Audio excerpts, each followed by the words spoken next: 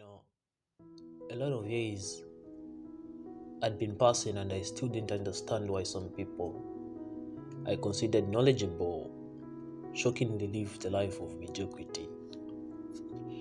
I was so puzzled seeing my teachers, lecturers, parents, and some people I considered mentors fitting in a category of mediocre despite them being industrious. I hoped to hear this from my dad, but I think he was honest enough with me.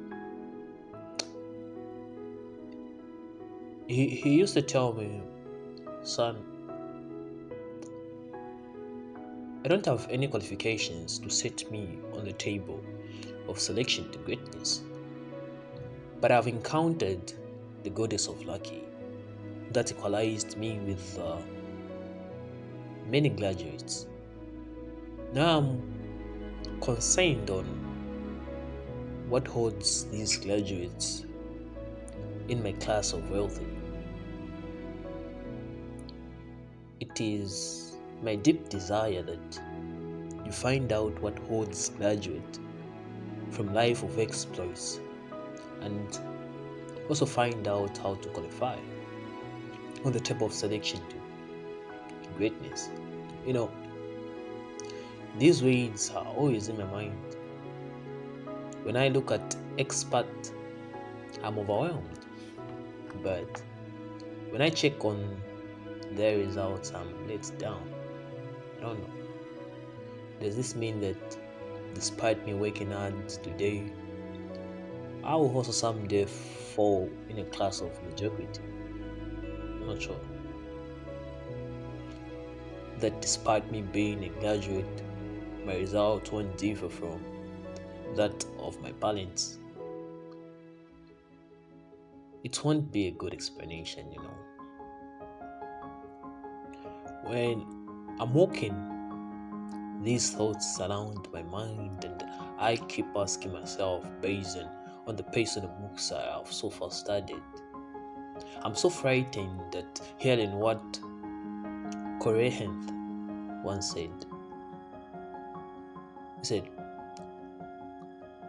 that he had observed something else under the sun, that the faster learner doesn't always win the race, and that the strongest warrior doesn't always win the battle, that the wise sometimes go hungry, and the skillful are not necessarily wealthy, and those who are educated don't always lead successful lives, and that it is all decided by chance, by being in the right place at the right time.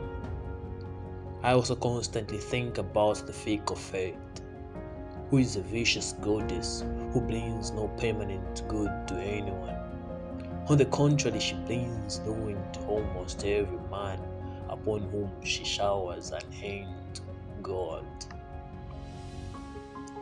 She makes wanton spender who soon dissipate all they receive and are left beset by overwhelming appetites and desires they have not the ability to gratify. Yet others whom she favors become misers and hoards their wealthy, failing to spend what they have, knowing they do not possess the ability to replace it. They further are beset by fear of robbers and doom themselves to live to lives of emptiness and secret misery. I just stop to be a miser so long as I'm not qualified.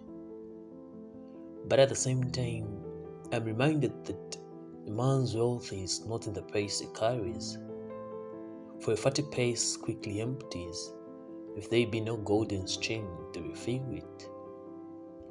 Now, I'm convinced that the sun that shines today is the same that shone and will be shining. So I take heed to hold tongue that wags. I think it through and make my conclusion. And I advise you also make your own conclusion. Jim Loans says it's better. Don't be a follower, be a student, but don't apply this in the kingdom.